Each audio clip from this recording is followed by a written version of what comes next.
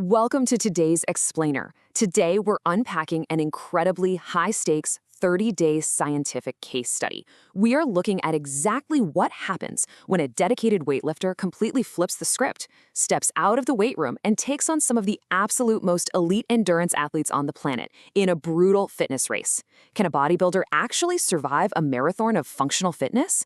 Well, we're going to break down the anatomy, the training, and the real physiological changes that happen when you push the human body to its absolute limits. Okay, let's dive into this because it's the classic gym bro fear, right?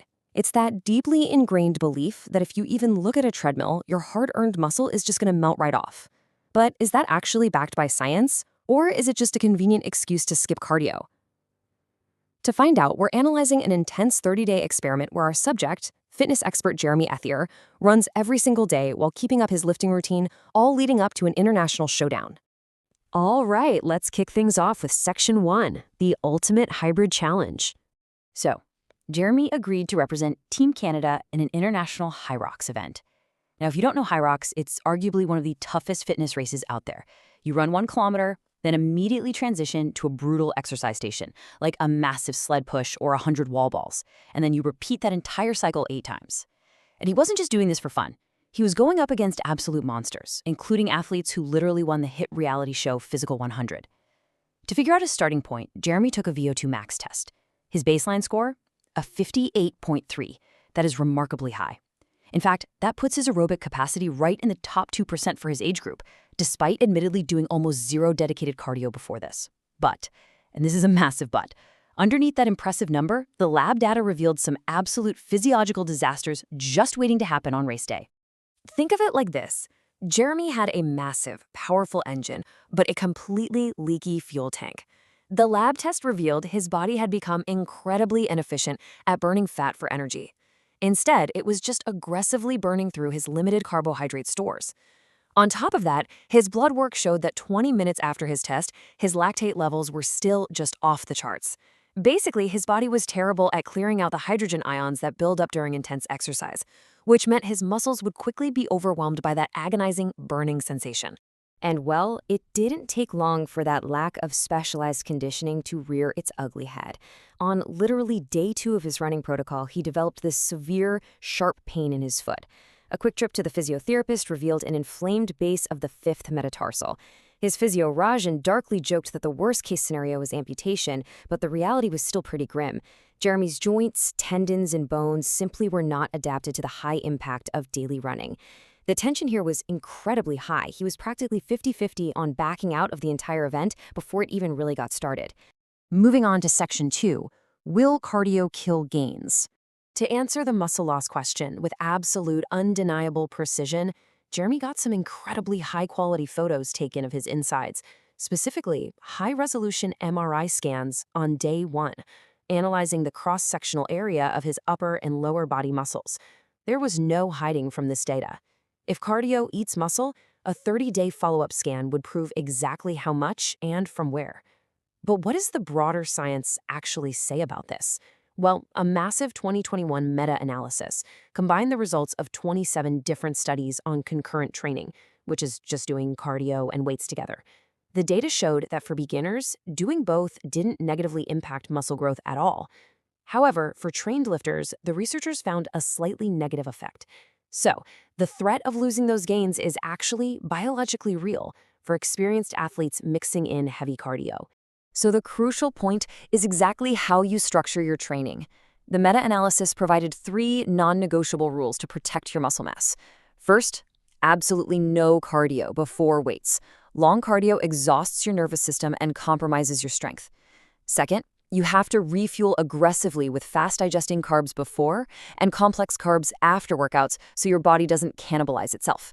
And third, you gotta protect your leg days. Running just trashes your legs, so you have to strategically place your heavy lower body lifting sessions to ensure your muscles are as fresh as possible. Which brings us to Section 3, the science of endurance. With his foot slightly healed, Jeremy had to fix that massive lactate problem. Because look, having a big VO₂ max isn't enough if your muscles fill with battery acid after 5 minutes of work. To fix this, he had to embrace Zone 2 training. This means working at just 60 to 70% of your maximum heart rate. For Jeremy, that meant keeping his heart rate between 120 and 140 beats per minute. It's so incredibly slow you can hold a conversation, but you have to do it for 45 to 60 minutes for the cellular adaptations to actually occur. To complement this painfully boring, slow cardio, he also added the Norwegian training method, brutal intervals of 4 minutes of all-out effort followed by 3 minutes of rest, repeated 4 times. Let's move into section 4, chasing the runner's high. Now, what's really interesting about this slide is the profound mental and chemical shift Jeremy experienced as he pushed deeper into his running routine. What started as a total chore transformed into a legitimate biological high that he had never once experienced in all his years of lifting weights. Let's look at the neuroscience behind the famed runner's high. When you do sustained, moderate to high-intensity cardio for at least 20 to 40 minutes, your body releases a compound called anandamide. It's literally known as the bliss molecule. It binds to the exact same cannabinoid receptors in your brain as THC. The reason bodybuilders don't get this from lifting is because weight training relies on short bursts of effort followed by rest. You just never sustain the continuous physiological stress required to trigger this incredible neurochemical release. But, the bliss didn't last long. Disaster struck in week 3. Jeremy stepped on the scale and realized he was down 3 pounds. In a strict timeline like this, rapid weight loss almost certainly means losing muscle. The massive increase in his activity level threw him into a severe caloric deficit. He immediately had to use his nutrition app to bump his intake up to a massive 2,800 calories a day. And as if that wasn't stressful enough, he got a call that his race partner Will Tennyson had a scheduling conflict and had to drop out entirely, leaving his friend Jeff to step in at the absolute last minute. So what did this all do to his body? Let's check out section 5, the 30-day physical results. Just days before flying to the stadium in London, Jeremy went back to the lab. And this brilliantly illustrates the adaptive power of the human body. The results were absolutely incredible. His VO₂ Max spiked from an already impressive 58.3 to an elite 61.32, officially placing him in the 99th percentile.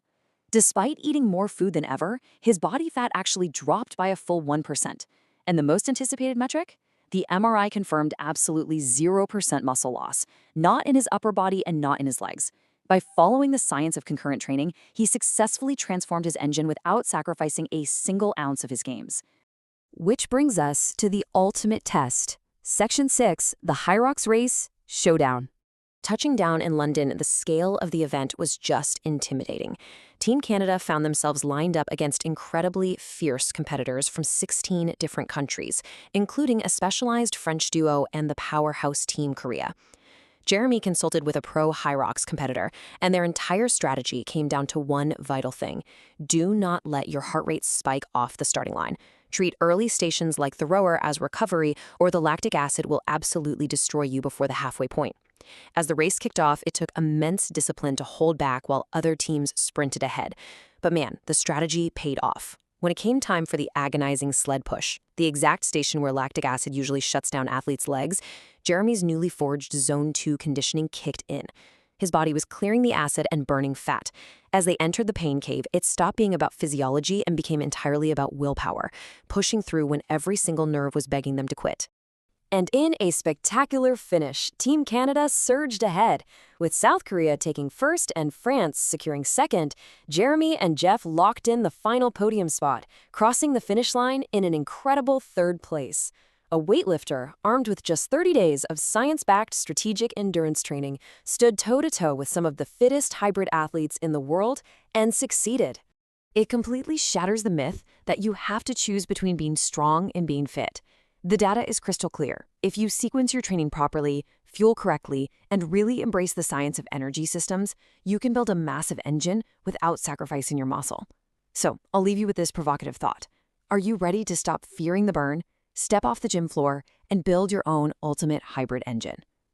Thank you for joining me for this explainer, and keep pushing those boundaries.